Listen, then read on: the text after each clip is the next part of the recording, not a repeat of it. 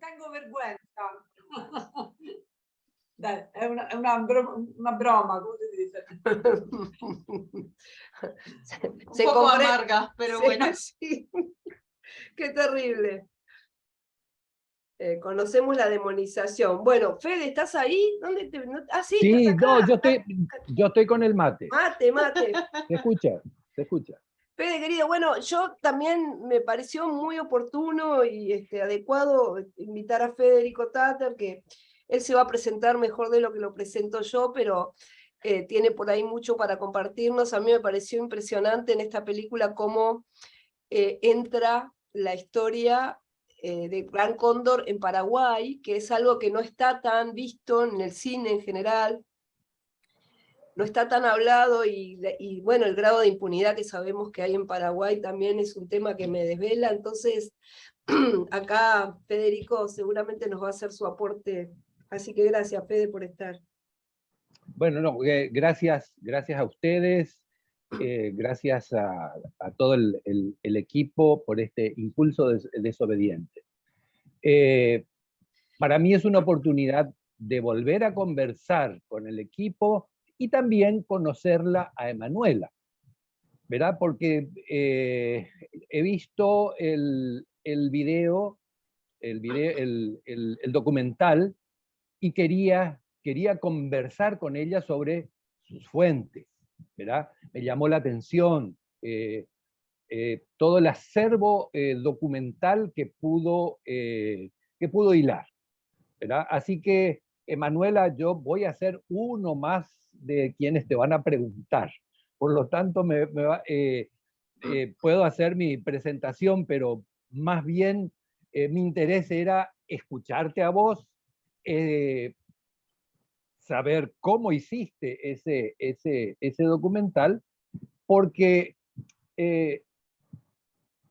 el proceso de confección de cualquier documental pasa primero por conocer gran parte de la historia ocurrida.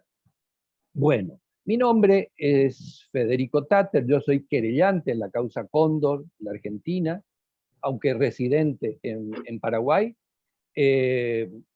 Soy investigador social desde hace años, no por elección, pero me tocó ser investigador de la Comisión de Verdad y Justicia del Paraguay, que sesionó estuve desde el año 2006 hasta el año 2011.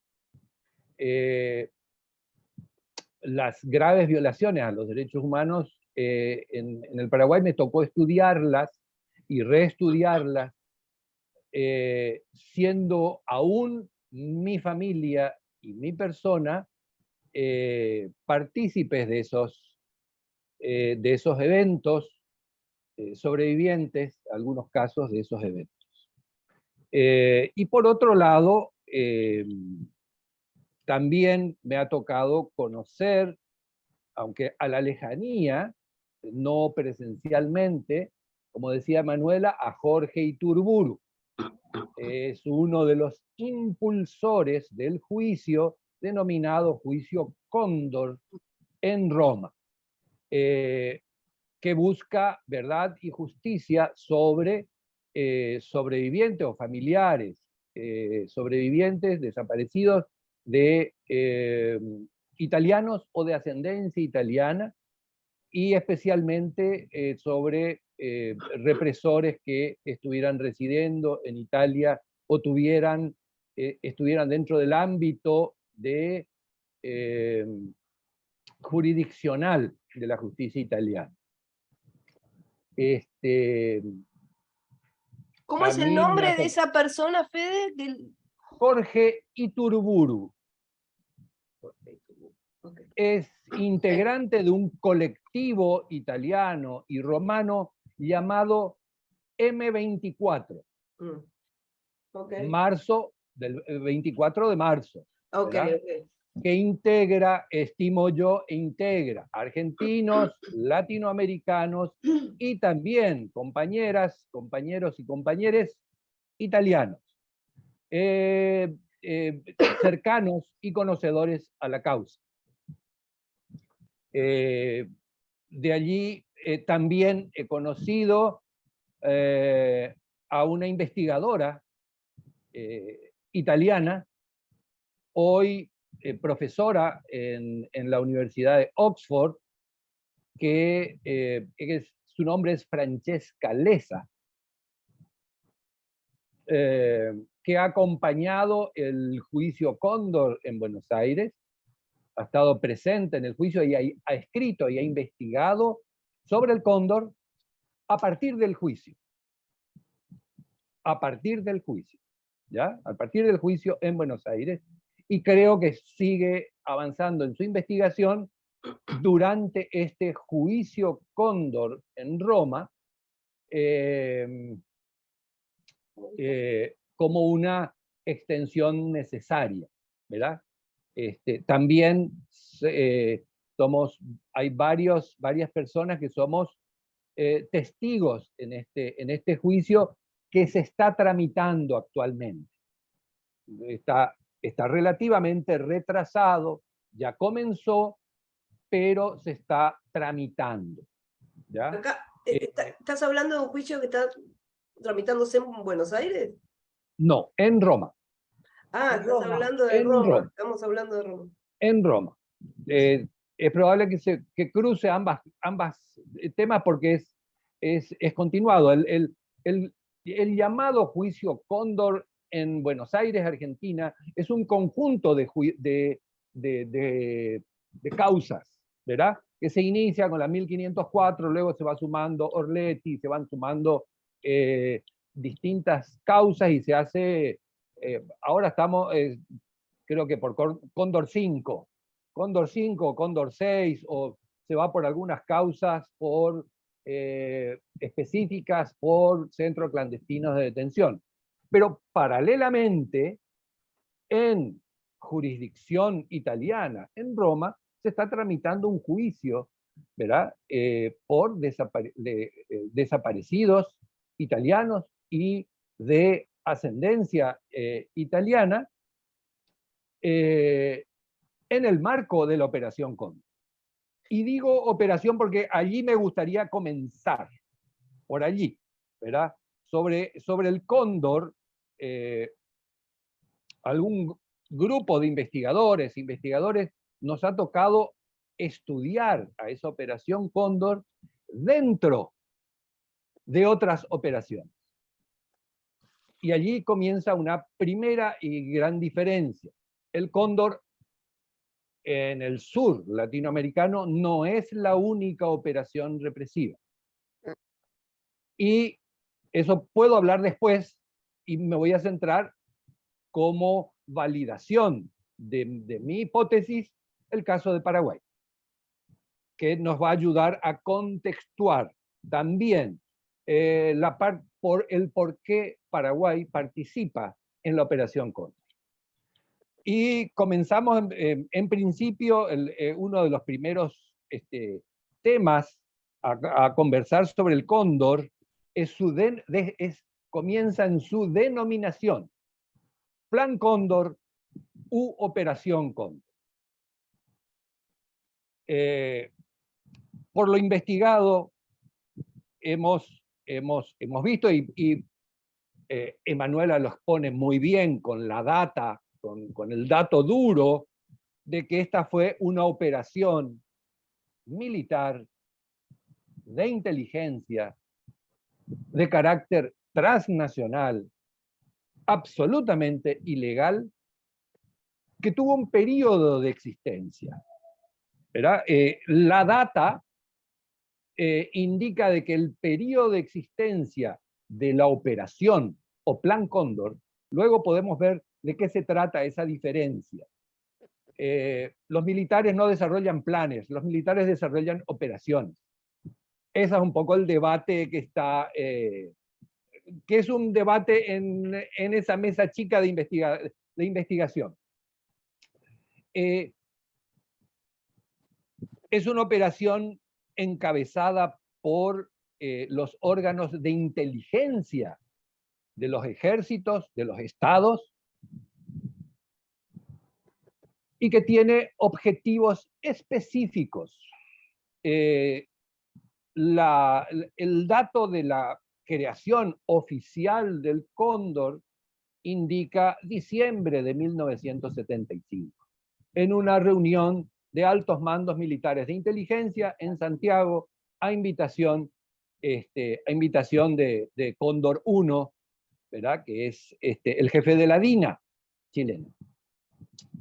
Y no vemos otras, no hay un final explícito de la operación, pero no es visible, no son visibles otras operaciones dentro de este Plan Cóndor más allá del año 80-81. Por tanto, hay un cierto consenso de que el plan u Operación Cóndor se desarrolló en ese periodo de tiempo. Pero existe un pero. Hay países como el Paraguay que tiene una dictadura militar, político, militar y partidaria desde el año 1954. No existía el Cóndor, pero existía la Escuela de las Américas, existía Panamá, existía el Comando Sur, existía Fort Benning, Fort Gulick, ¿verdad? Los lugares donde se entrenaron militares para distintas operaciones y distintas capacidades contrainsurgentes, ¿sí? Para distintos tipos de operaciones contrainsurgentes. Y este plan, Operación Cóndor, coincide, calza dentro de una operación contrainsurgente, pero tiene una característica que está dedicada específicamente a civiles. Si uno dice contrainsurgencia, está hablando de insurgentes alzados en armas, pero la operación o Plan Cóndor está dirigida fundamentalmente a civiles por un lado y a civiles en retirada por otro lado, o sea, a exiliados, refugiados y personas que desean escapar, salir de cada uno de los países, sea de Chile, sea de Argentina, Uruguay, Brasil. A veces se habla de contraofensiva, un término militar, pero la contraofensiva en caso argentino es un retorno de exiliados. Es un retorno, un intento de retorno. No, se utiliza un término militar, pero un retorno civil de exiliados en el año 79, 80, que quieren volver a su país nuevamente, ¿verdad? Y utilizan Paraguay. En ese intento, entre Uruguay y Paraguay quieren entrar a la Argentina. Por eso Uruguay y Paraguay son claves en esta operación Cóndor. Esta operación o Plan Cóndor es una serie de filtros, una serie de trampas, ¿sí? Para evitar de que los exiliados salgan del territorio y para impedir que ingresen a sus territorios. Esa es un poco en breve síntesis, ¿verdad? El tema es muy breve síntesis, el tema del el plan u operación, ¿verdad? Por eso algunos compañeras o compañeros, cuando hablamos de la operativa, hablamos de Operación Cóndor. Planes los realizan los estados, ¿verdad? Plan de agricultura, plan de... operación es netamente militar, y si bien esta tiene un aval político, las cabezas políticas en ese momento eran todas militares. Y tiene, como bien lo señala, también lo contextualiza muy bien Emanuela, ¿verdad? Dentro del marco de la Guerra Fría, dentro de la doctrina de la seguridad nacional estadounidense. dentro, ¿sí? Pues no es la seguridad nacional de cada país, es la doctrina de seguridad nacional estadounidense. Dentro de ese marco se concibe a la población civil como el enemigo interno. Los estados y las estructuras militares del Cono Sur y de casi toda América Latina son instruidas desde West Point, Fort Gulick, Fort Benning, ¿sí? en reconsiderar su doctrina militar, ya no de defensa nacional, sino de seguridad nacional de Estados Unidos, considerando a las poblaciones civiles, realmente aquellos que no comulguen con las dictaduras, en objetivos militares. Son el enemigo, en algunos casos a detener, en algunos otros casos a controlar, en casi todos los casos es a controlar, porque esta operación de inteligencia empieza por el control, empieza por la cuadriculación de la población. Y de ahí es que viene la escuela francesa. La escuela francesa enseña a cuadricular, ¿verdad? Pierden en Indochina, pero aprenden en Argelia a cuadricular a la población por religión, por nacionalidad, por etcétera. Es una cuadriculación. Fede, Y a partir, señora. una cosita, porque acá Maite Rufino nos está diciendo que le gustaría hacer un comentario sobre un punto que vos nos mencionaste, y estaría bueno porque a mí me pasa que me pierdo también. Después pidió la palabra Guille. Les recuerdo que un poco nos organizamos de manera de que cada interlocutor que va tomando la palabra ronde no más de los 3 minutos, así podemos escucharnos. Y me parece que me fui, yo te No, bueno, vos sos Sí. uno de los invitados especiales, Emanuela y vos entran en otro código. Tienen un permitido más amplio.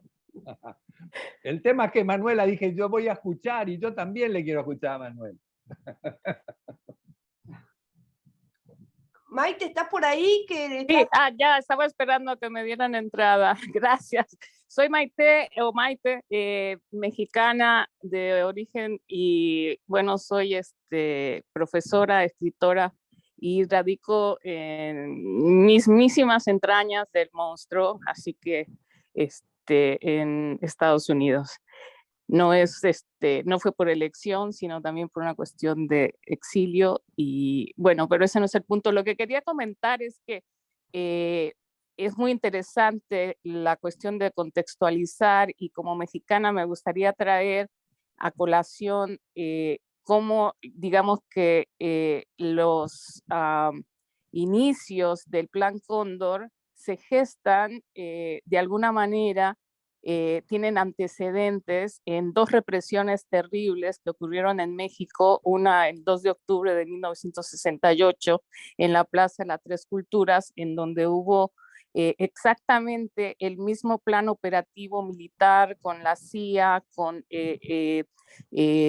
elementos militares, paramilitares, que reprimieron y asesinaron en esta masacre del 2 de octubre del 68 a cerca de 1,000 o unas otras cifras de otros investigadores incluso cuentan hasta 3,000 desaparecidos, 300 cuerpos asesinados contabilizados y luego otra que se ocurre Otra que ocurre en la masacre de Corpus Christi o la masacre de los halcones también, el 10 de junio de 1971, que me parece son antecedentes importantes para contextualizar que el Plan Cóndor no solamente se limita a América del Sur, pero que también en México se empieza a gestar ya desde muy temprano en el movimiento del 68, con lo que decía Federico, todo este contexto de la seguridad nacional y el mercantilismo esta ideología represiva en contra de los supuestos comunistas o la gente de izquierda. En México ocurren la segunda masacre también, más de 1000 estudiantes asesinados, y es esta población civil la que está organizándose y protestando en contra del encarnizamiento de las medidas opresivas del capitalismo. Surgen estos movimientos de manera muy orgánica y son reprimidos con la asistencia y un plan determinado dirigido por la CIA en México. Y solo quería apuntar eso para darles un poco, quizás un poco de antecedentes de lo que quizás formalmente se constituyó como el Plan Cóndor, pero esta operación militar con los mecanismos de represión, desaparición forzada, tortura, ocurrió en México ya desde 1968, repitiéndose en el 71 y obviamente perfeccionándose de una manera macabra y horrenda en Sudamérica, en lo que se presenta ya en lo que estamos discutiendo ahora. Gracias. Gracias, Maite, muy bueno tu aporte. Muchas gracias. Le vamos a dar la palabra a Guille, que la pidió primero, y después hay gente también que está pidiendo la palabra. Vamos por ahí. Bueno, ¿se escucha? ¿Se escucha? Bueno, a ver, me presento. Soy un sobreviviente de la lucha armada en Argentina, Ejército Revolucionario del Pueblo. Muy bueno en detalle la presentación y cómo bajan sobre Kissinger. A ver, no tengo datos aceitados hoy, no, porque pasó a ser un tema de segundo plano, pero todo esto nace en el Tratado Interamericano de Asistencia Recíproca, que en una primera instancia todos los países de Latinoamérica lo aceptaron. En una primera instancia era para vender el scrap de la Segunda Guerra Mundial, o sea, todo el sobrante que le quedaba a Estados Unidos y armar a todos los ejércitos americanos. En una segunda instancia, después de la Revolución Cubana, nos hicieron firmar a todos los países latinoamericanos la doctrina de seguridad nacional. Y en la doctrina de seguridad nacional había un punto clave que después sirve para construir legalmente hasta esta porquería, que es el ejército unívoco para la lucha anticomunista. Palabras textuales de McNamara. A ver. ¿Qué sucede? Yo lo que les puedo aportar acá son las vivencias particulares de una persona de 18 años que ya estaba adiestrado, que empiezan con una democracia que se gana en este país en el medio de una felicidad, que estábamos muy atentos en lo que pasaba en Chile y de golpe lo primero que nos aparece acá es un montón de personas desesperadas como exiliados, ver la primera masacre tal vez del momento, salvo la de Trelew, por supuesto, que fue anterior, pero ver la primera masacre, el Estado organizado en asesino, y tratar de evacuar a toda esa gente, con mucha mala suerte, porque algunos los mandamos a Uruguay porque querían volver, algunos los mandamos a Paraguay. Los que cruzaron el océano son los que más suerte tuvieron. Después empezaron a venir los uruguayos, años 74, 75. Pero acá ya pasaba algo más jodido, más difícil. Había aparecido desde el Ministerio de Bienestar Social un comando guerrillero de derecha que empezaba a hacer desaparecer personas. Tal vez uno en ese momento no la tenía tan clara, pero se empezaba a cerrar el candado latinoamericano. En el camino estuvo Paraguay, ya ahí donde fallo un poco con las fechas, pero acá llegaron todos a la lucha de derechos humanos y después nos tuvimos que ir de acá porque el candado se cierra con Argentina, pero al cerrar con Argentina la responsabilidad es distinta. Acá, desgraciadamente, se permitió hacer desaparecer ciudadanos de otros países. Por primera vez tengo en cuenta con la película que se hacía también en Brasil. Yo tenía entendido que era nada más que acá, que los mandaban para acá de alguna manera para hacerlo desaparecer. El contexto de esos años fue de terror, chicos. Acá los que realmente estábamos involucrados en la lucha no supimos lo que era democracia. Acá no nos escondimos solamente en el 76, ya veníamos con terror desde el año 74. Bueno, y acá dejo el tema, porque el tema era contextualizarlo sobre la vivencia particular de alguien que hubiera vivido el proceso, nada más. Muchas gracias, Fede, buenísimo tu aporte. Guille, perdón. Uno trata de sumarle para que se den los disparadores, ¿no? Gracias, gracias, Fede. De primera mano el reporte, está muy bien.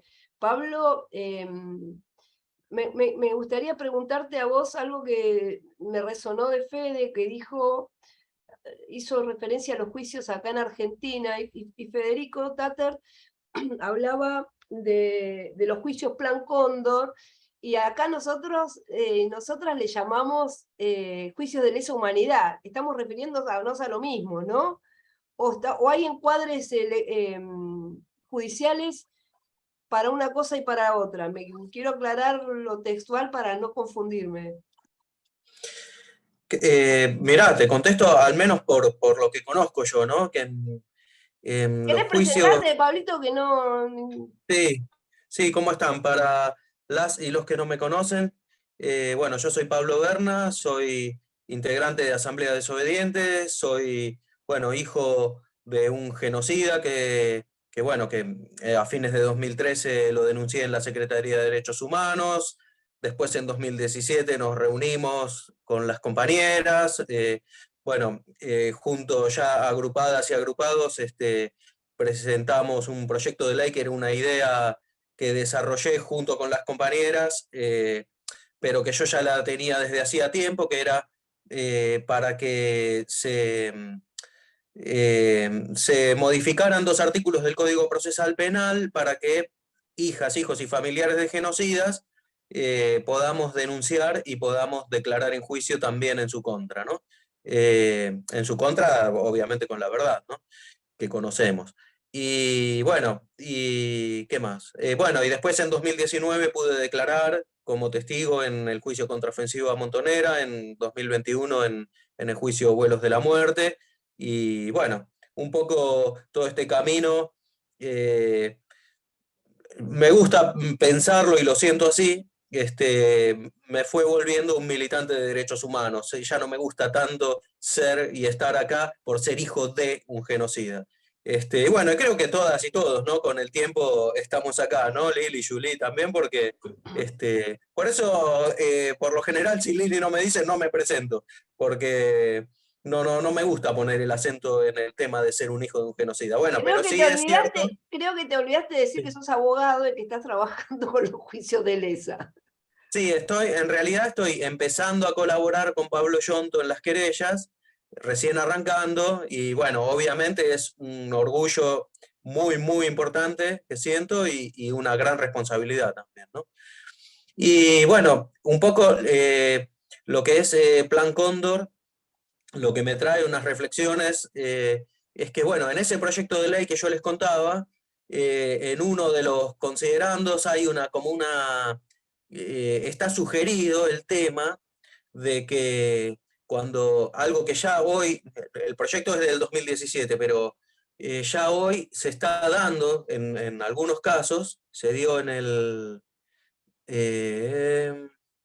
ahora no me acuerdo bien en qué juicio, pero sí, eh, el juicio que llevó adelante Bárbara García como querellante, RIM 6, se dio que se murieron en el camino del juicio uno o algunos genocidas, ¿no? La cuestión que quedaron testigos que estaban ofrecidos, que eran víctimas, que querían, obviamente, y que necesitaban declarar en ese juicio, contar en la justicia y con todo el contenido y el valor que tiene a nivel social y desde todo y político, ¿no?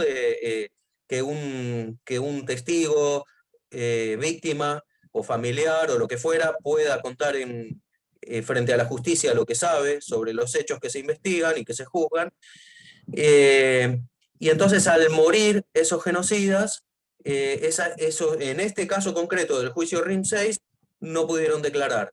Y entonces en nuestro proyecto de ley del 2017 ya estaba sugerida la cuestión de que si muere un genocida imputado, esos hechos que son investigados se sigan investigando, ya no solo para eventualmente demostrar los hechos, demostrar la responsabilidad y eventualmente algo importantísimo que es la condena y la prisión de ese genocida, sino que, bueno, muerto el genocida, no vaya todo ese trabajo de investigación a la basura y no vaya la importancia de lo que es un juicio de lesa humanidad desde todos los puntos de vista a la basura tampoco, ni quede en la nada, con un Entiendo sobreseimiento. que se le da la denominación de derecho a la verdad, ¿no? Claro, exactamente. Entonces, el planteo es que se retome en realidad algo que siempre está presente desde el comienzo, el derecho a la verdad, ¿no? Y que el juicio siga en ese sentido. Bueno, y hace poco yo publiqué en el Facebook una noticia que vos viste, Lili, que un juez lo otorgó en ese sentido para el caso de una violación de una persona que era víctima cuando era menor de edad.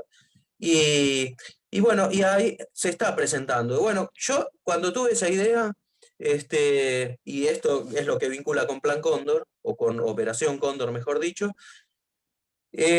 cuando tuve esa idea no sabía que eso ya había pasado. Y pasó cuando murió Videla, el genocida Videla, no sé en qué tramo del juicio Plan u Operación Cóndor de Argentina. Videla murió y, si bien no por este mismo fundamento que yo explicaba, sino por algunas razones distintas, pero finalmente lo cierto es que en ese juicio los testigos que iban a declarar por el caso Videla, que había muerto, no los dejaron afuera, no los privaron de hacer su declaración, sino que la admitieron.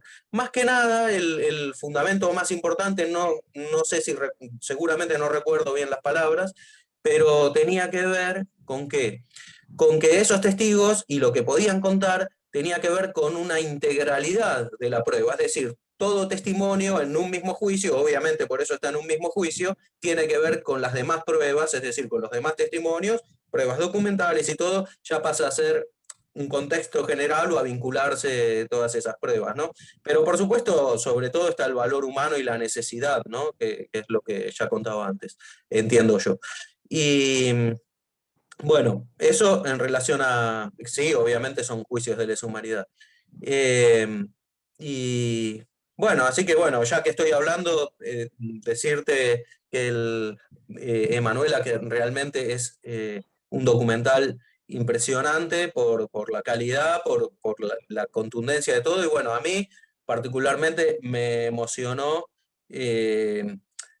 cómo arriba el documental a un tema tan fuerte, tan difícil, tan duro, que es la apropiación y las razones de las apropiaciones y la historia de estas tres compañeras, nietas, nietas digo por ser recuperadas por las abuelas, y por todo un trabajo del movimiento de derechos humanos que nunca claudicó ni va a claudicar, y bueno, pero sus historias personales y de sus familias realmente son muy fuertes y siempre están señalando lo que fueron capaces de hacer los genocidas y los por qué, ¿no? Y bueno, la miseria humana y la miseria, la miserabilidad y el egoísmo que llevan esos seres en las venas, bueno, está bueno que siempre esté expuesta, como también el altísimo nivel y el valor humano de quienes nos posicionamos en la otra vereda, ¿no? Con todas las miradas y las diferencias, las miradas distintas y las diferencias que puedan haber. Bueno, y por último también, ya que estoy hablando, digo, saludar a todas y a todos, pero especialmente también a Daniel Mercogliano, que hoy se sumó, y agradecerte, Daniel, tu presencia acá, y bueno, con Daniel Mercogliano, no sé si te acordás, Lili, pero cuando fue la audiencia donde nosotros con nuestra agrupación nos habíamos presentado con la figura de amigos del tribunal, que no significa ser amigos del tribunal, sino que es otra cosa, pero no importa, para que no le dieran salidas transitorias al genocida Kalinek. Y bueno, entonces nosotros hicimos nuestra exposición, pero también estuvo en esa audiencia Daniel Mercogliano como víctima de Kalinek y de ese circuito represivo ABO. También estuvo Miguel D'Agostino. Y bueno, la verdad que yo ese día no me esperaba que ellos pudieran expresarse, porque ni sabía que iban a venir, no sé cómo fue la cosa, pero bueno, pasó así. Y realmente se cerró en algo que no estaba preparado en absoluto, y que se cerró un círculo así, que yo lo explico así, porque en esa audiencia nosotros estábamos explicando desde nuestra voz, desde lo que teníamos para decir como hijas, hijos de genocidas, por qué considerábamos que Kalinek tenía que seguir preso, condenado con condena firme, y por qué tenía que seguir preso. Y por qué no tenían que dársele las salidas transitorias que se le estaban dando. Pero cuando se expresaron Miguel D'Agostino y Daniel Mercogliano, ya no era el porqué, sino era la demostración cabal de por qué producía daño y por qué no era viable que le dieran esas salidas transitorias. Bueno, y la verdad que desde aquel momento, que creo que con Daniel nos conocimos ese día, si me acuerdo bien, unos minutos antes de la audiencia, y bueno, esto un poco volviendo a lo que comentaba al principio, ¿no? Cómo nos fue acercando, venimos desde lugares claramente muy distintos y nos fue acercando y poniendo en el lugar, podría decir, me atrevo, de compañeros en esta lucha y en esta militancia, ¿no? Por los derechos humanos. Así que bueno, eso, le paso la palabra a quien siga y bueno, y Federico estaba desarrollando también una idea cuando después, bueno, aparecieron preguntas y estuvo buenísimo, pero por ahí en un momento la podés seguir. Fede, volvé. Daniel, Hola, Sí, sí, ¿se escucha? se escucha. Se escucha, pero no sé por qué dice el video está detenido, pero el micrófono funciona. Yo no me fui, yo siempre que me quedé ahí. Debes tener apagada la cámara. Te pedimos, te perdimos el video, por eso te decía. Ah, y Es verdad que yo te interrumpí. debe ser la señal, yo no me fui. No, Ahí está. ahí Ahí está. puede ser. Ah, no sé, se hizo pliqui y ya. No. Bien.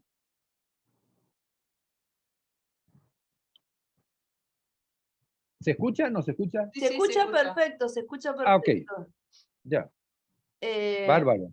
Nada, si querías terminar la idea que creo que te corté porque estaban ahí pidiendo. Me parece que lo rico del debate es la participación, ¿verdad?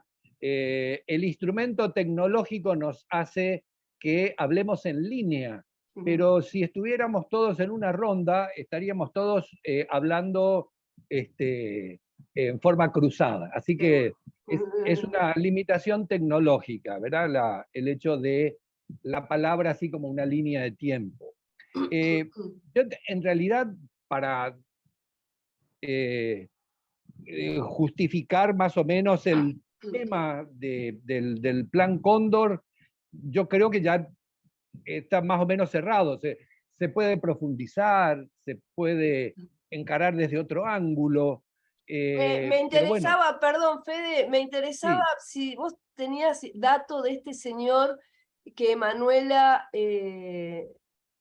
tan hábilmente consiguió, ¿no? Este testimoniante de Paraguay, si lo conocías, si sabías de su trabajo, de su lucha. No tengo en este momento referencia. No tengo referencia de qué testimoniante está hablando. El De- que desde el protagónico de Paraguay, por llamarlo, no me sale el nombre Ajá. ahora, Manuela capaz que lo tiene. Perdón, estás muteada, Martina Almada. Ah, ya. Martín Almada es una víctima, eh, y un abogado que ha colaborado muchísimo en esta lucha de verdad, memoria y justicia. ¿Sí? Es eso. Sigue actualmente, ¿no? Este señor sigue luchando ahí porque no, me interesa mucho el grado de impunidad de Paraguay que hoy lleva a que sigan cometiendo las aberraciones innombrables como la de Lichita y estas niñas asesinadas, que sigue impune, digamos. O sea, es muy tremendo el grado ese de impunidad. Bien, a ver, voy a tratar de contextuar. Verá nuevamente lo que hace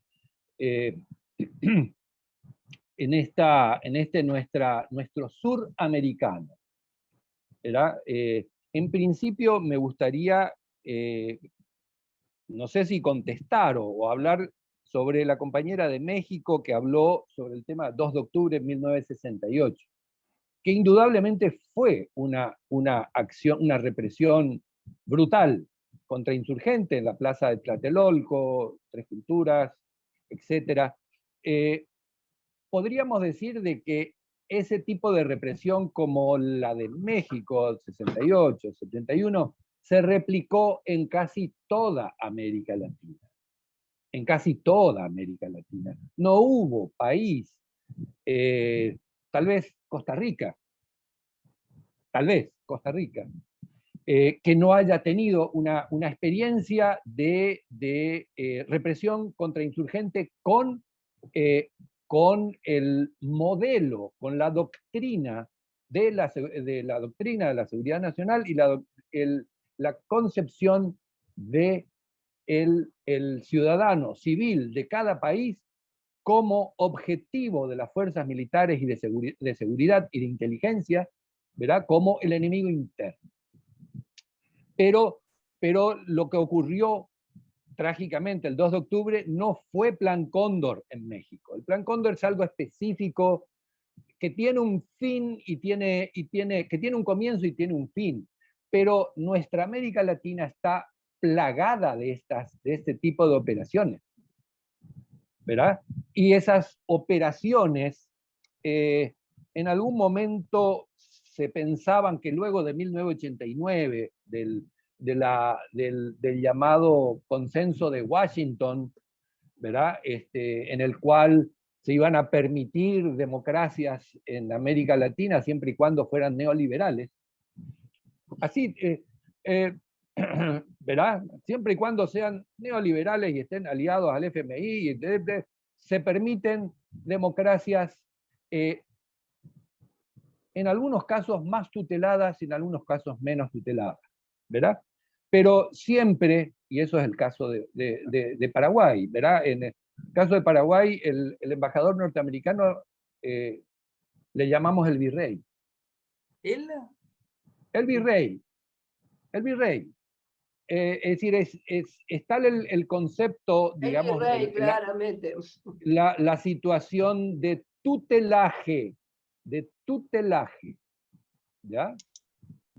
Que el embajador norteamericano es determinante en la vida política del Paraguay durante dictadura y durante esto que algunos le llaman democracia, pero no podemos llamar democracia si no hay justicia, ¿verdad?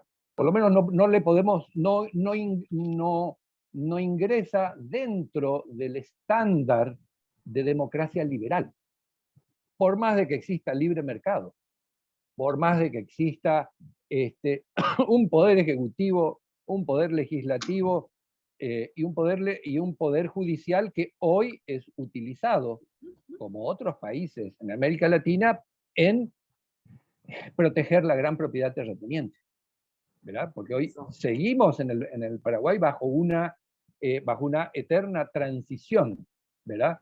Y una disputa sobre la tierra. Es a nivel continental también, Fede, lamentablemente. Es a nivel acá continental la y entrega es terrorífica. La entrega... Claro, hace 3 días acaba, es decir, a ver, Paraguay luego, ¿se escucha? Luego de 1989, ¿se escucha? Sí, se escucha. Se escucha. Luego de 1989 tiene lo que se denomina una democracia formal, pero el avance de la gran propiedad terrateniente continúa y hace 3 días acaba de existir un desalojo contra la ley y contra la Constitución de una comunidad indígena, 15 de junio, en el departamento de Caguas. Acá estamos viviendo eso todos los días con comunidades, es Bien. terrorífico lo que están Bien, haciendo. eso era para contextuar, de que es un continuum, ¿verdad? No podemos decir, es difícil decir de que el cóndor continúe volando, porque el cóndor, como operación o como plan, tuvo un comienzo y tuvo un final, ¿verdad? Pero en el saber y entender de los sótanos de la democracia, o los organismos secretos militares de los estados latinoamericanos, continúa ese saber y entender mejorado. Se metamorfosean con métodos más siniestros.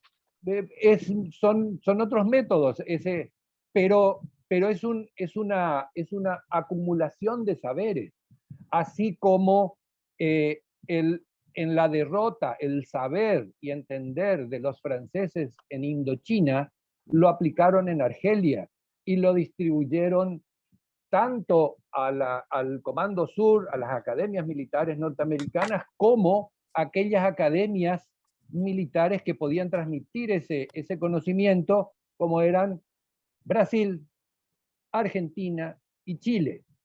Los otros ejércitos no tenían esa capacidad, pero recibieron la instrucción, ya sea del Brasil, ya sea de la Argentina o ya sea de Chile. Y como detalle, simplemente como una cuestión de visibilización, ¿verdad? En la Escuela de las Américas, y esto por información de la Asociación Civil que lucha por el cierre de la Escuela de las Américas, el país que ha recibido mayor instrucción militar, que ha tenido mayor cantidad de oficiales y suboficiales entrenados en Canal de Panamá o en Georgia, es Guatemala. Y el segundo país latinoamericano con 2.200 efectivos militares activos es Paraguay.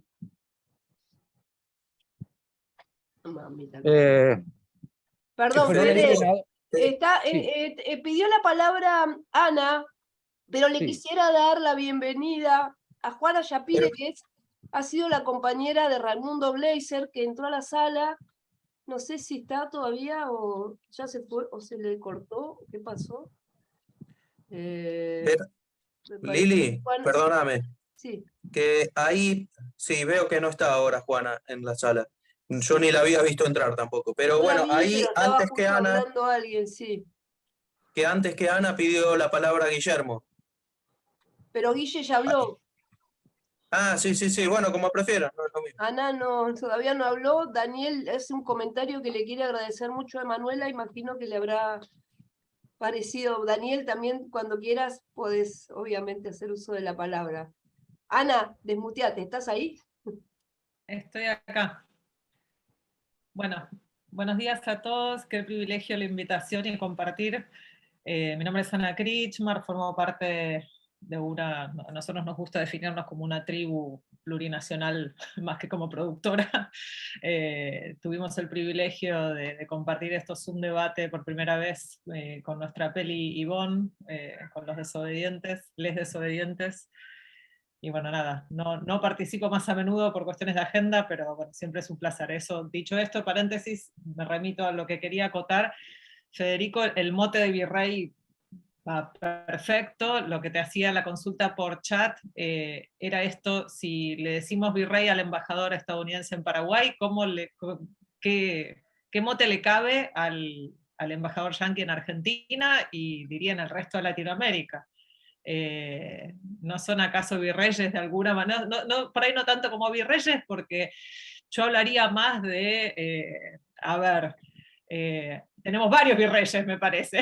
El poder se distribuye lamentablemente en esta cuestión de ponerlo, viste, que queda como los yanquis los malos de la película, viste, y eso es un árbol que nos tapa el bosque muchas veces. Lo charlábamos cuando tuvimos el debate con Yvonne, como por ejemplo, que es algo que plantea Berbisky también en esa película en particular, pero en general, ¿no? El rol de los franceses fue mucho más tétrico y mucho más determinante en nuestra última dictadura cívico-eclesiástico-militar, y sin embargo se habla, como que siempre se apuntan los cañones al apoyo yanqui a las dictaduras en Latinoamérica, y bla, bla, bla. Sin subestimar eso, digo, se subestiman los otros, o se minimizan, digamos, el aporte o el rol determinante de otras potencias y de otros poderes, digamos, ¿no? Entonces, bueno, eso respecto de... Y tenía otra acotación, pero estoy muy dormida, no tomé notas, ya me va a venir. Bueno. Gracias, Ana. Yo igual discrepo, creo que claramente la escuela francesa está expresada en un documental que es imperdible, que acá todos en la sala supongo que habremos visto, el de Marie-Monique Robin, la escuela francesa, está clarísimo que es una monstruosidad, pero para mí, como bien expresó la compañera Maite de México, ella vive en las entrañas del monstruo mayor de los últimos 200 años de Occidente o del mundo, me atrevería a decir sin ningún tapujo, que sigue produciendo horrores de todo tipo mientras se embandera y se disfraza de la Estatua de la Libertad. Me parece que eso está bien bueno dejarlo plasmado.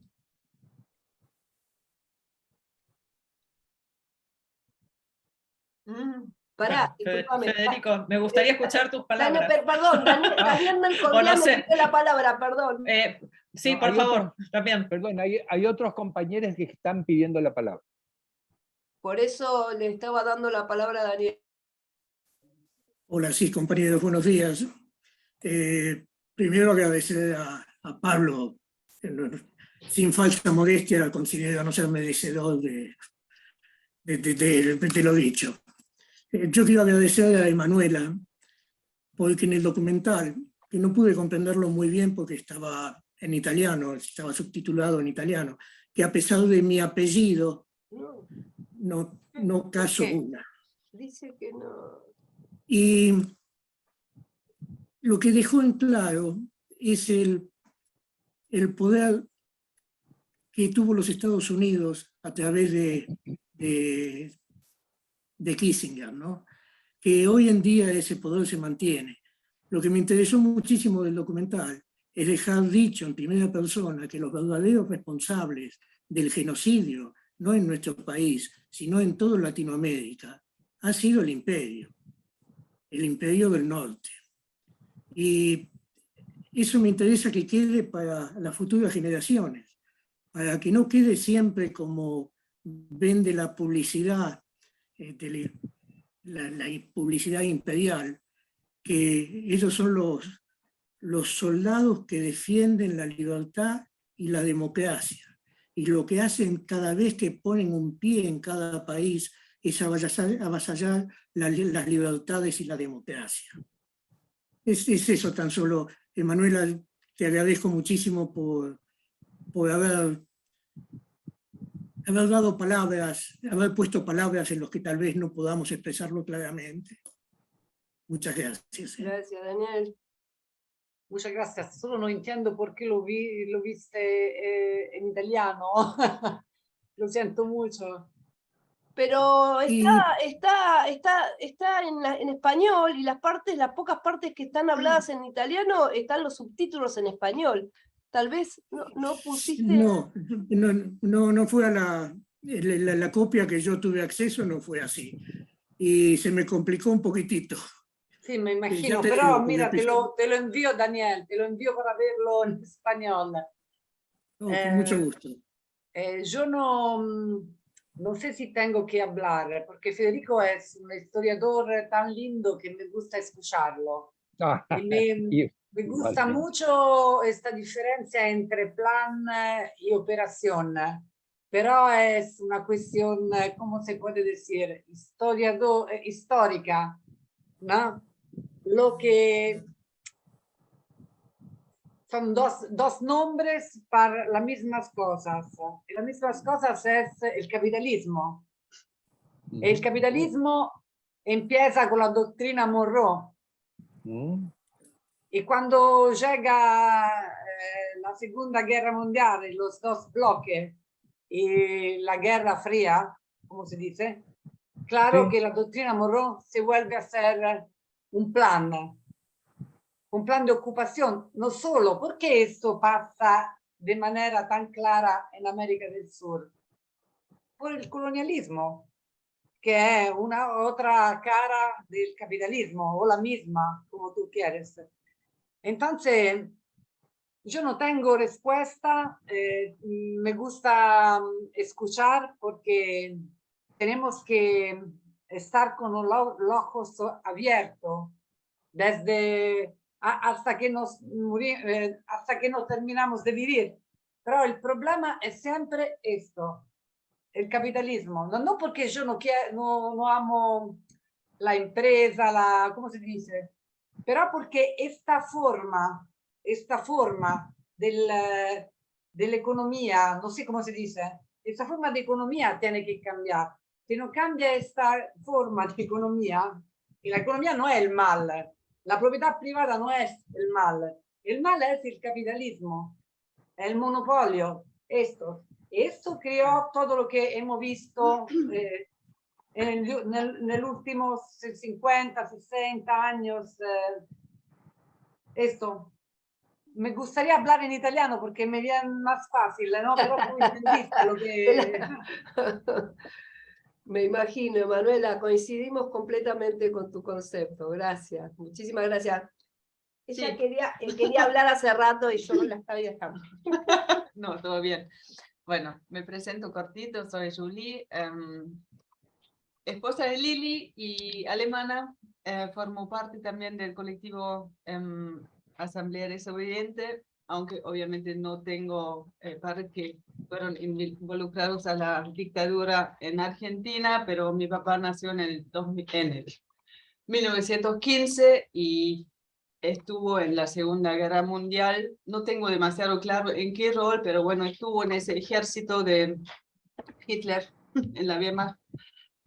Y recién a partir de la formación de historias desobedientes en ese momento, se me cayó la ficha que dentro de la familia no hablamos nunca del tema, porque bueno, él falleció cuando yo tenía 8 años, pero igual es así en casi cada familia alemana que conozco, que aunque se trabaje mucho en nazismo en la escuela y sabemos todo el horror y todo, pero lo que tiene que ver con cada familia adentro no se habla nunca, o está completamente, bueno, muteado.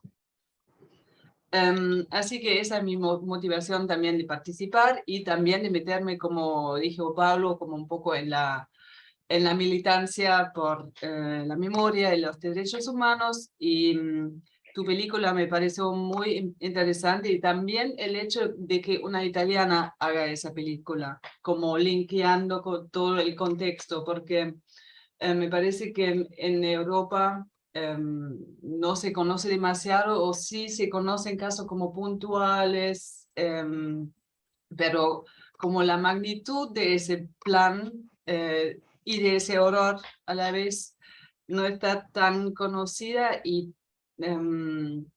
mostrar en una película, bueno, por un lado todos los lazos que tiene ese viejo continente con las excolonias de esa manera y la involucración que tiene Estados Unidos, también demonizando al comunismo como fantasma y como responsable de todo mal. Me parece súper interesante y importante. Y quería preguntarte, cuando hiciste la película, si tenías como un público en la cabeza o si era como, bueno, ¿por qué querías contar la historia sí o si también tenías esa idea de que en Europa se tenía como que difundir un poco más el conocimiento? No tenía ninguna idea cuando empecé a grabar, ninguna. No sabía nada. Claro, yo soy como formación historiadora, Sí, porque estudié politica y historia particularmente. Pero cuando empecé a grabar el documental no sabía nada. No había encontrado Martín Almada, no había encontrado María Campiglia, que es un personaje increíble. No había encontrado las nietas recuperadas, porque el juicio empezó en el 2015 y terminó en el 2017. Y hasta que no terminó, yo encontré cada vez después personas. Y cuando terminamos de grabar, hemos pensado cómo podemos conectar todas estas horas. Claro, el plan Cóndor. Pues no era fácil, ¿no? Imagínate, siete países con toda la historia personal, que era la cosa que más me interesaba contar. Cioè, la cosa que más me interesaba contar era la historia de las personas, de los familiares, pero de las víctimas. Cómo restituir se dice, sí. el cuerpo, la cara, la historia a cuerpos muertos que no se encontraban. Esa es la cosa más importante que yo quería hacer. Y después, claro, porque todas esas personas estaban conectadas con el Plan Cóndor, yo he hablado de la grande historia. Pero la cosa más importante para mí era hablar de ellos, hablar de lo que hicieron en su vida esas personas. O cuando no estaba fácil hablar de la historia, hablar de lo que pasó. Por ejemplo, con la historia de ¿cómo se llaman? De los padres de las nietas, que no tenían mucha historia para contar, per mí. Yo elegí de contar la conexión entre los tres padres, las tres familias, entre el Plan Cóndor. ¿Me entiendes? Pero la cosa que más me interesaba, aunque yo no tenía muchas cosas, era que esas personas vivían de nuevo. Porque cuando yo la encontré en el juicio, ¿no? Yo escuché sus historias a través de familiares, con amigos, personas que trabajaban con ellos. Por ejemplo, Juan Montillo. Las personas que testimoniaron, que hablaron en el juicio, fueron la misma persona que trabajaba con Allende, ¿no? Y que encontraron a Juan Montillo. Y entonces todo eso en mi cabeza creaba como una cara, ¿no? La imaginaba. Y después hemos pensado, tenemos que hacer la historia de estas personas, que claro, no son todas las personas muertas en el Plan Cóndor, pero era como ¿me entiendes? Unos paras miles, estos. ¿Por qué no se podría hablar así, sin conectar bien las cosas? Hemos estudiado, aprendido, leído muchísimo para conectar sin errores la vida de las personas con el Plan Cóndor, con la historia de América del Sur desde el año 1973 hasta el 1989, más o menos. ¿Entiendes? Sí. No sé si he contestado bien. Perfecto. Sí, sí. Y eso justamente es porque con la película logras que una empatice tanto también, o porque están esas personas y escuchar la historia, que obviamente es una de muchas, pero como comparten como sus propias experiencias, vivencias, emociones también están muy presentes en la película, y eso la hace como tan emocionante. Sí. Julie, ¿puedo contar un anécdota? Se dice. Claro, Sí. claro. Porque no, pero sobre la Alemania, no sobre el juicio, porque me golpeó mucho cuando tú hablaste del silencio en Alemania después de la guerra. Porque tú tienes que saber que la historia de la Alemania es no una pasión, no se puede decir pasión, pero me golpea mucho, ¿no? Y yo amo muchísimo Heinrich Böll, por eso, Sí. ¿no? Y sobre el silencio, me recuerdo de un encuentro en el treno, era la hermana de Barbara Bouchet, que no sé si la conoces, es una actriz pop que trabajaba en Italia, en B-Movie, y esta hermana estaba viajando conmigo y hablamos, y ella era desde Alemania, y me contaba que cuando terminó la Segunda Guerra Mundial, ella vivía en un pueblito cerca Mónaco, München, Sí. y cuando terminó la guerra viajaba con su abuela y llegaron a Mónaco, y Mónaco estaba destruida totalmente. Y esta niña preguntó a su abuela, nonna, ¿qué pasó? Y la abuela la golpeó para que no preguntase nada sobre eso. Y esto para mí es una imagen Escena, que explica del silencio después de la Segunda Guerra Mundial. Disculpa si hablé sobre eso, pero yo creo que habla de cosas que se conecten con la historia de la dictadura en América del Sur también. Claramente. Totalmente. Hay un tramado del horror, Exacto. tal cual. Hola Lorna, bueno, hay gente que no habló. Lorna es una compañera que hoy no podía llegar temprano, también es del colectivo Desobediente. Ahí está Silvia Delfino, no sé si quiere decir algo que no. Y hay alguien que se llama Mai, Silvia Marchelli también, que suele estar presente en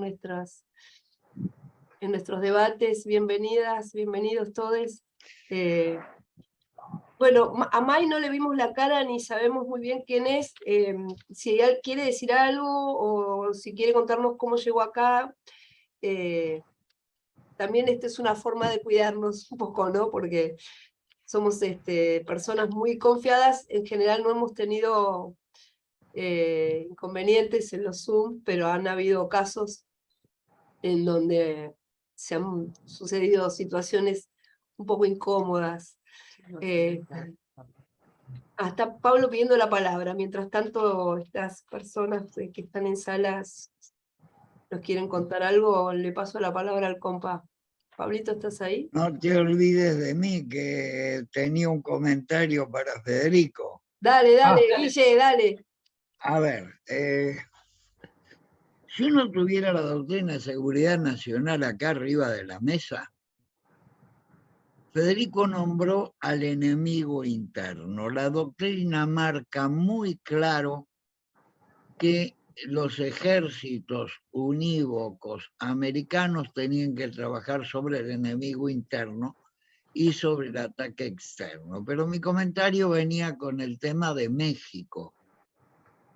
A ver, es más para aclarar dudas que para dar aseveraciones, ¿no? Yo tenía en cuenta que el Plan Cóndor se fue sistematizando despacito, por ejemplo, en Brasil y en Uruguay con la Alianza para el Progreso, que fue padre de la doctrina Monroe, y lo que estoy pensando es que de alguna manera tienen que estar vinculados, porque de alguna manera todo esto está vinculado con el pase de la Gestapo anticomunista liderada por von Koch de la mano del Papa a entregársela a Edgar Hoover.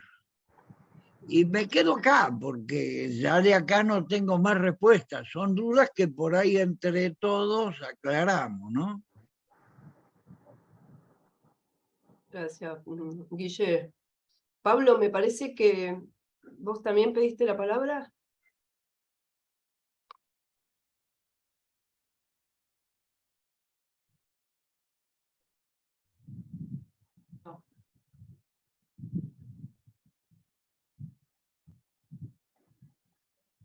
No se escucha, Pablo.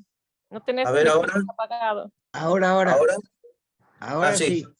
Bueno, no, Emanuela, quería preguntarte, porque yo la conozco a Pilar Campiglia, y quería saber si María es la hermana, es así, ¿no? Sí, Ah, perfecto, sí, porque, que vive en la Ciudad de México. claro, claro. Bueno, Pero y yo no conocí Pilar, solo María, cuando fue a claro, Roma. pero ella cuenta en el documental, cuenta una anécdota con su hermana, Estupendo. bastante dura, pero muy, muy ejemplificativa de la cosa, cómo tramitan los chicos esta cuestión, que si se puede, si es que se puede tramitar, digamos. Pero bueno, y también aprovechar para preguntarte cómo fue, bueno, a Victoria Moyano Artigas la conozco también y la conocemos y bueno, pero también me pareció buenísimo, gracias a tu documental, conocer de la forma en que te acerca un documental como el tuyo, que es muy, muy fuerte, a Mariana Zaffaroni y a Macarena Hellman. La verdad que, bueno, como ya te dije antes, me resultó muy, muy fuerte, ¿no? Como, y algo que referiste vos, ¿no? Como de algo tan general que es Operación Cóndor, bajar a las historias particulares de una forma tan contundente en un documental que dura menos de 2 horas, ¿no? Es un gran trabajo, realmente te aprecio mucho eso sin saber nada de las cuestiones técnicas, ni de cine, ni nada. Pero bueno, y entonces quería preguntarte, si nos podés contar o si querés, en el tema de cómo fue en el trabajo del documental, que las conociste y que te acercaste a ellas y todo ese vínculo, todo eso que ocurre entre la documentalista y ellas, que debe ser muy fuerte. No sé, si nos quieres contar sobre eso. Sí, gracias por esta pregunta porque yo no quiero tomar mérito, ¿cómo se dice? Que no te, cioè, yo tengo un mérito, pero después le encuentro, porque la magia fue el juicio. ¿Qué entiendo? Entiendo que las personas que llegaban a Roma, yo la encontré casi siempre una vez o 2 veces. 2 veces María quizás 3 veces, María Campiglia.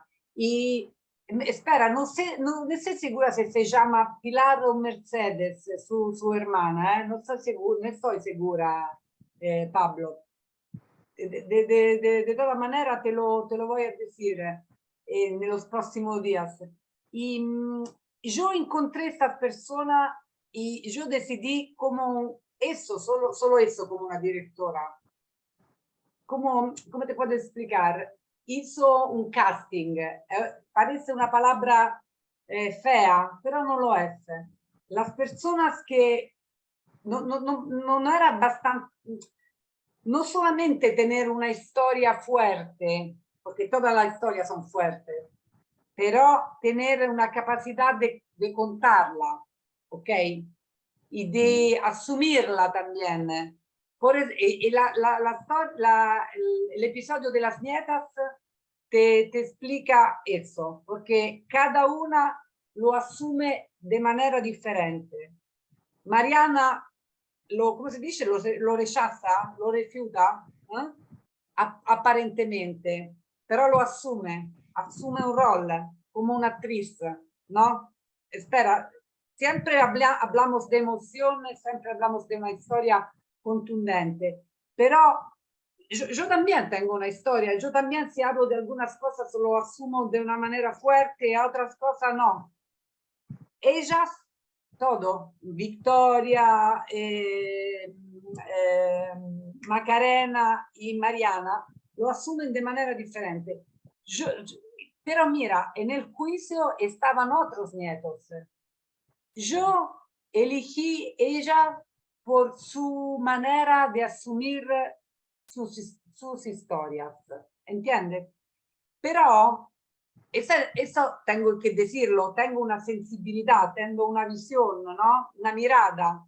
Y cuando yo escuché Mariana, cuando yo la vi, ¿no? Mientras hablaba, yo decidí, se dice, Julia. Está bien, está bien. Gracias.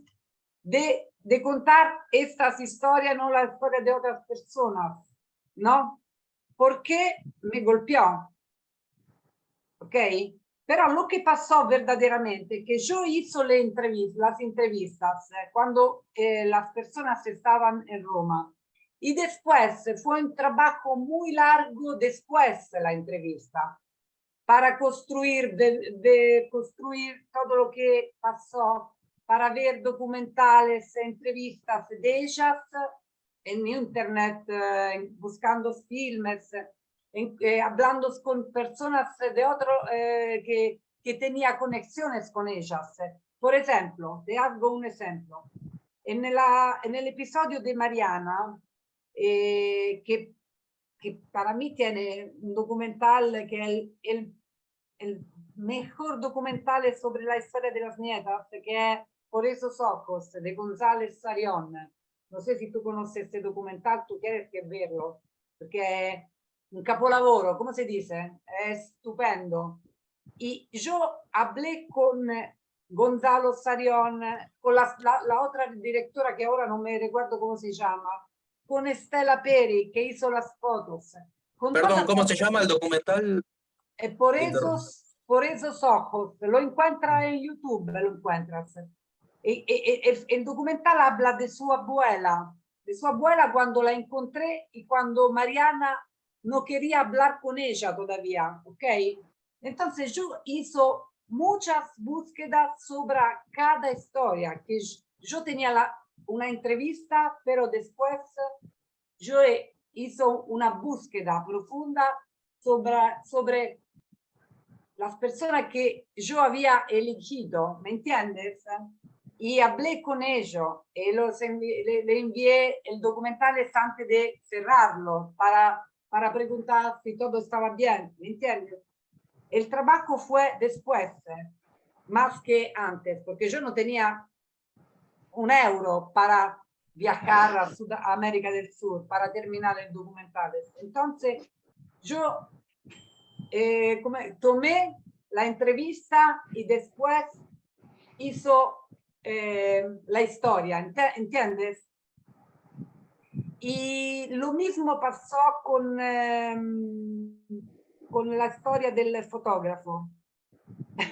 Porque, por ejemplo, el fotógrafo en el juicio estaban dos hermanas, ¿ok? Dos hermanas y Carlos Montes, que ahora es ministro de la vivienda en el gobierno Boric. Y no yo entrevisté solo ¿cómo se dice? El primo y Gloria, que era su novia. y no entrevisté las hermanas. ¿Por qué? Porque Gloria, cuando hablaba de él, me portaba, ¿cómo se dice? Yo llegaba en el año 1972, 71, 73, como si yo estaba ahí con ellos, viajando por el Chile y con la revolución de Allende, ¿entiendes? No sé si he contestado. Se Se podría decir entiende. que te transportaba emocionalmente, te Sí, llevaba... eso. Gracias. Bueno, muchas gracias por todo lo que nos contás. Sí, acá, perdón, Maite o Maite, perdón, no sé cómo. Acá las Maites que conocemos, le decimos Maite. Maite está bien, perfecto. Está bien. Bueno, acá se tomó el trabajo de poner con mucha sapiencia y claridad una serie de cuestiones que ya les había tematizado Federico en relación a, bueno, si quieren lo leemos o tienen el acceso ahí en el chat, quienes están en la pantalla y no vieron que ahí suceden otro montón de cosas en el chat, pueden acceder ahí mismo. Y también, bueno, de paso aprovecho y le doy la bienvenida a Mai, que es una docente interesada, que se enteró de casualidad y acá está por interés de la temática. Si querés compartirnos algo, Mai, de lo que te resuena de todo esto.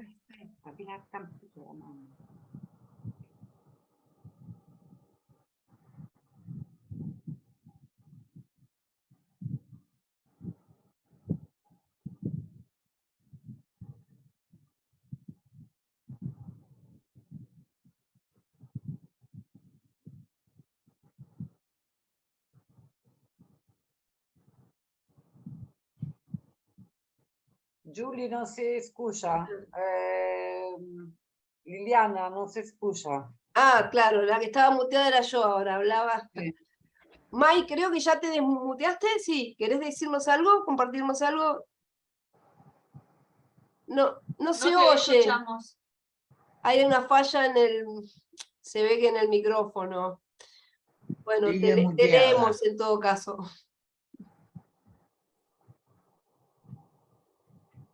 No anda el micrófono, sí, nos damos cuenta.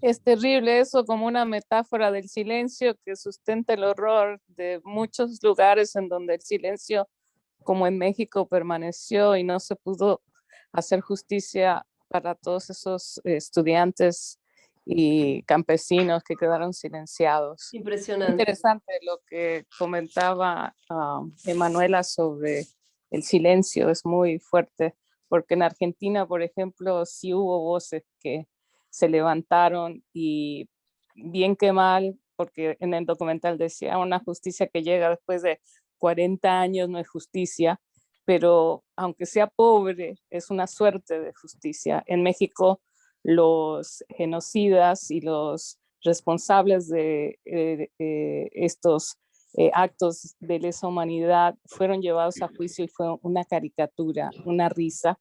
No pudimos en México aprender de lo que se hizo en Argentina o se está haciendo todavía, y los genocidas, a pesar de haber sido presentado a juicios Luis Echeverría Álvarez y otros, nunca fueron castigados. Bueno, Echeverría tuvo prisión domiciliaria, que fue un ridículo total, pero en lo que hablaba May. Creo que Díaz Ordaz también tuvo que ver, ¿no? Sí, sí, en la primera gran masacre, sí. Ay, bueno, sí, volvió Pablo. Sí. No, si querés leer lo que puso Mike, no puede hablar. No, pero ¿es May la que puso eso o Maite? Por eso.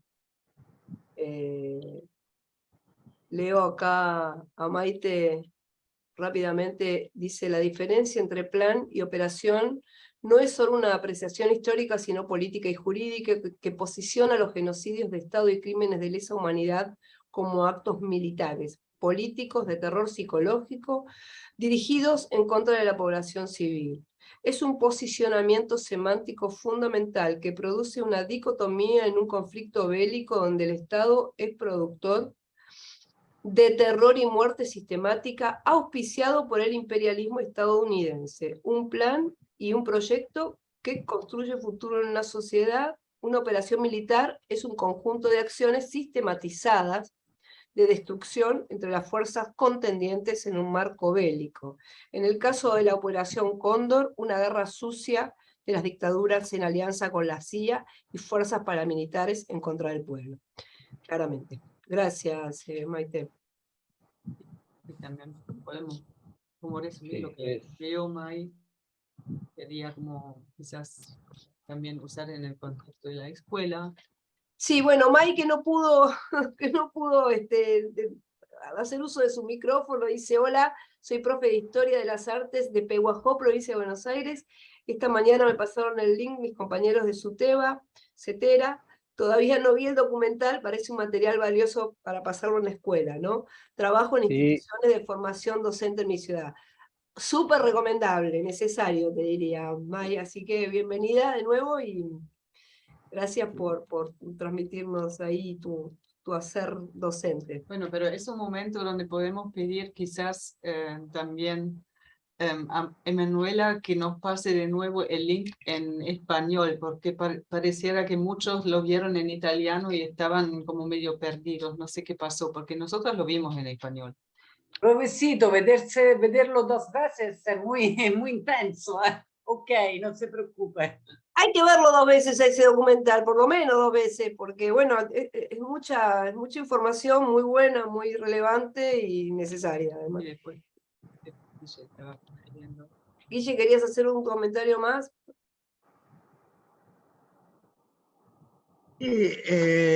Quería preguntarle a Federico, en realidad, pero en ánimo de pregunta, a ver, porque uno tiene dudas, uno se queda en los temas, por ahí no tiene contestación. Si todo esto no viene de aquel momento en que la CIA asume a los nazis de la lucha anticomunista, que deriva en la doctrina Monroe y que después empiezan de la mano del TIAR a manejar las voluntades civiles con el enemigo interno, que justamente él me despertó el tema del enemigo interno que ya no me acordaba, ¿no? Pero el tema es preguntar qué opina para ver si hacemos de alguna manera un resumen o nos aportamos mutuamente, ¿no?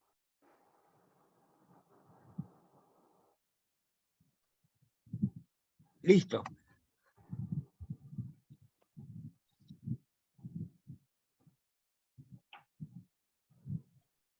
Sí.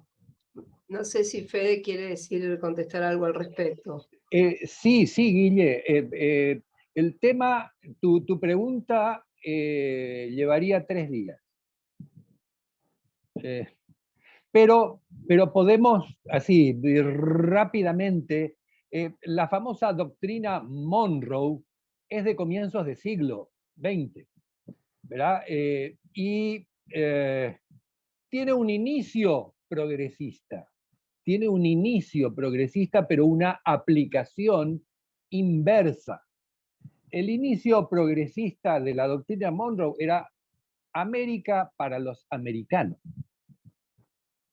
¿Verdad? Es un inicio, es una expresión, como si dijéramos Argentina para los argentinos, Paraguay para los paraguayos, Brasil para los brasileños. Es una expresión progresista, pero su aplicación es toda la América para Estados Unidos. Esa es la aplicación práctica, digamos, del poder, finalmente.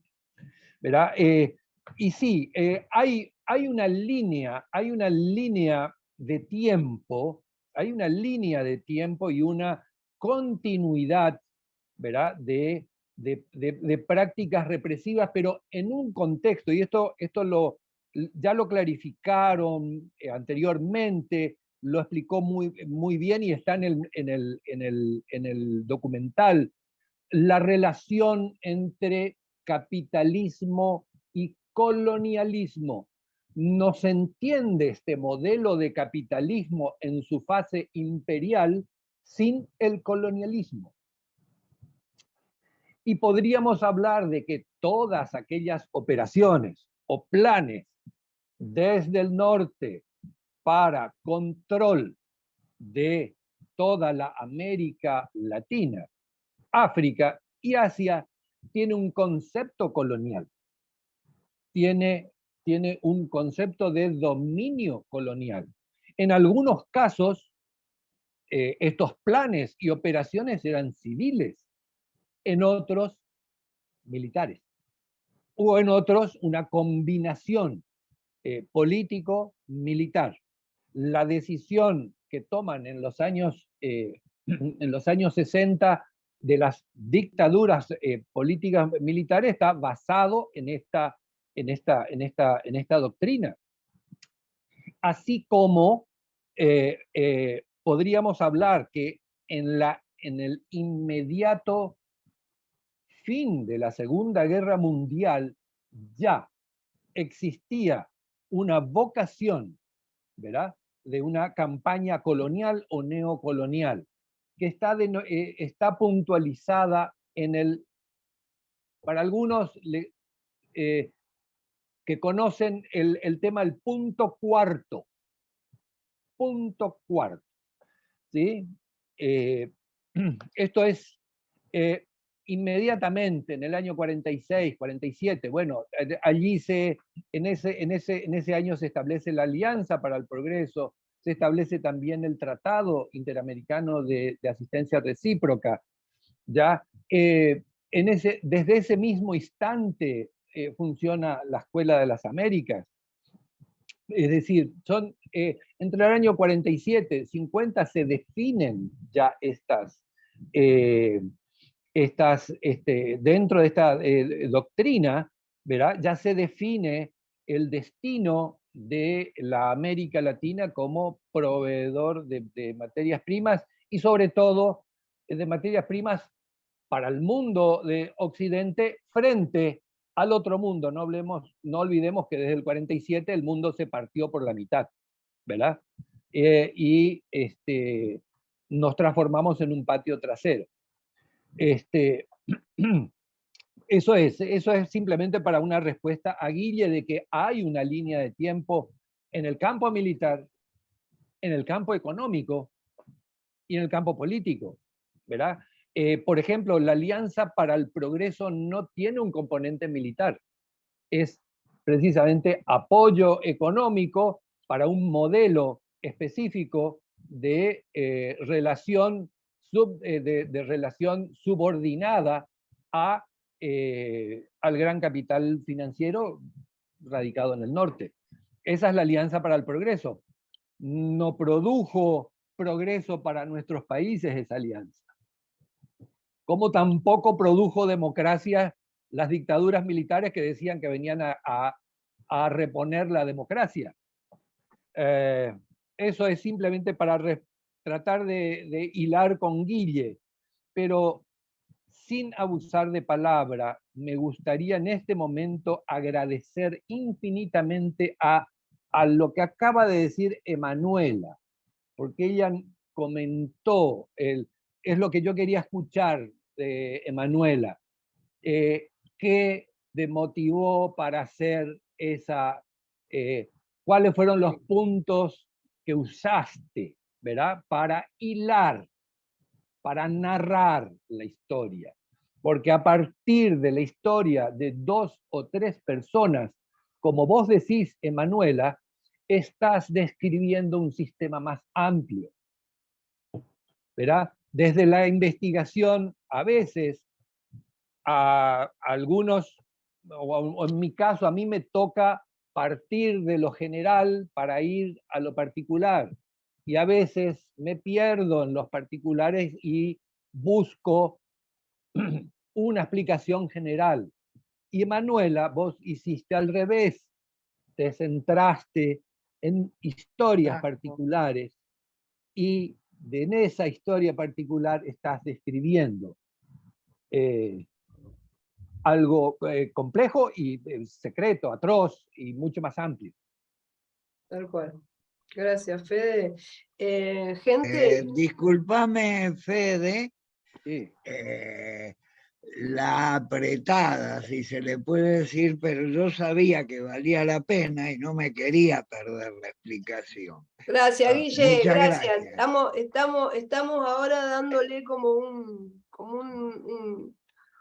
un cierre y no quería dejar de decirle a Emanuela, que capaz que no lo vio, que nos pase prontamente, que acá le tenemos prometido a varias personas que no pudieron entender bien el documental en español.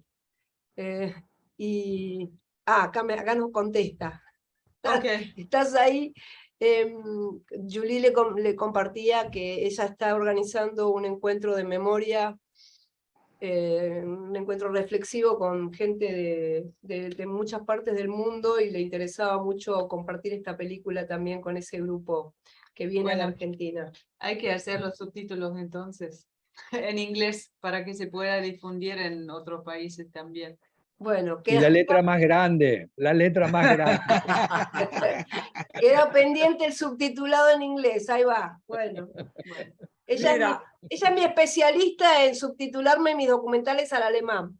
Bueno, a ver, Mira, Federico, Al inglés también.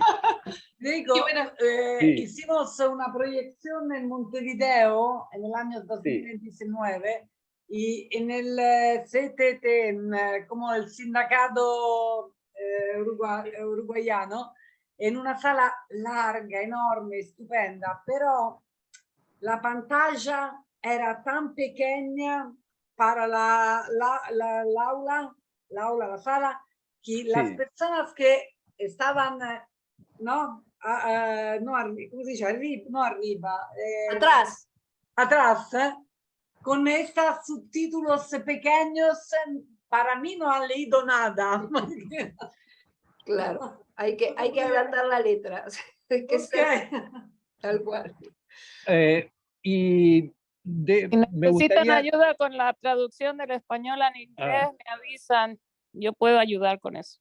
Muy bien. Bueno, formemos equipo, porque si alguien hace la traducción, yo técnicamente sé cómo dividirlo e implementarlo. Cómo usar el programa de los subtítulos. Porque yo hubiera ofrecido de hacerlo, pero la verdad que estoy tan a full con la organización de esa conferencia que no me queda tiempo antes. Pero capaz que después.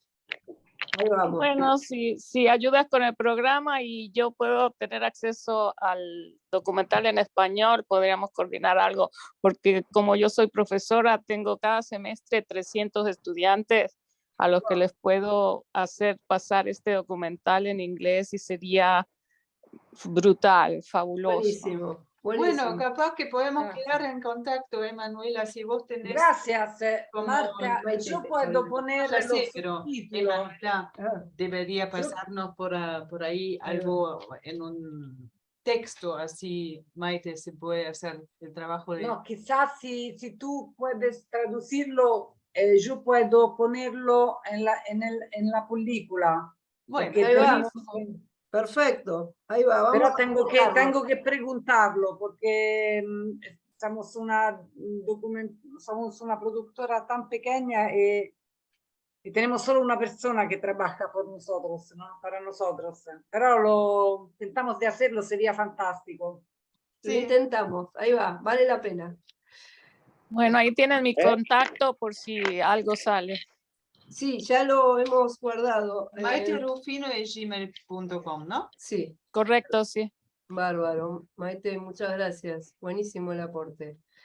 Bueno, gente querida, creo que si alguien más no tiene algo que quiera agregar para el cierre, vamos agradeciendo nuevamente, nos vamos despidiendo. Hasta el próximo Cine Debate.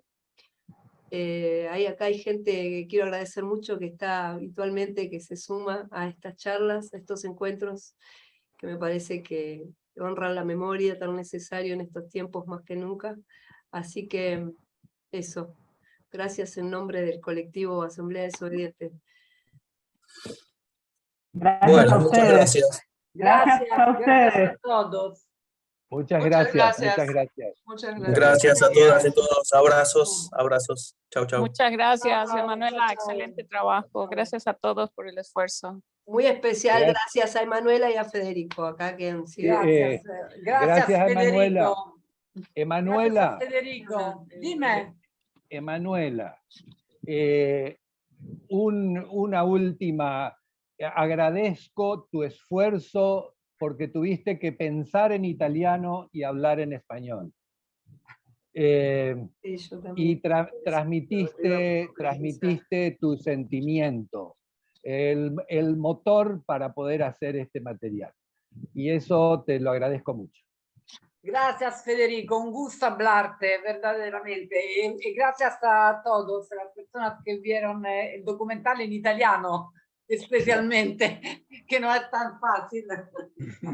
Pero No. lo repararemos. Quiero leer algo que manda Maite, con lo que coincido plenamente, pero bueno, nos queda para otra reunión, pero que difiere de que tenga siquiera una connotación progresista la premisa de América para los americanos, de la original Doctrina Monroe. Sí, pero mira, Totalmente de acuerdo. mira, el concepto, mira una cosita, anche Mussolini empezó hablando, empezó como socialista y terminó como un fascista. Y Hitler ¿Viste? también, nacional socialista. Entonces, Federico, Sí, sí, ninguno tiene propiedad sobre otro. tal cual. ¿Entiendes? Tal cual. Claro. Tal Y los, cual. los libertarios locales, con esa palabra libertarios, Terrible. Bueno, no nos Ojo con las metamos capturas del ahí, lenguaje. no nos metamos ahí porque es de terror. A Nada, ver, yo me hubiese quedado conversando con Emanuela de esta nueva realidad italiana, pero bueno, eso lo tematizamos sí, en otra reunión. no se puede. Sí, Porque sí, sí. no Sí, sí. quiero imaginar, no da. Gente, muchas gracias de nuevo. Nos vemos Gracias. pronto. Nos Chao, vemos. abrazos. Chao, chao, gracias. Chao. Gracias.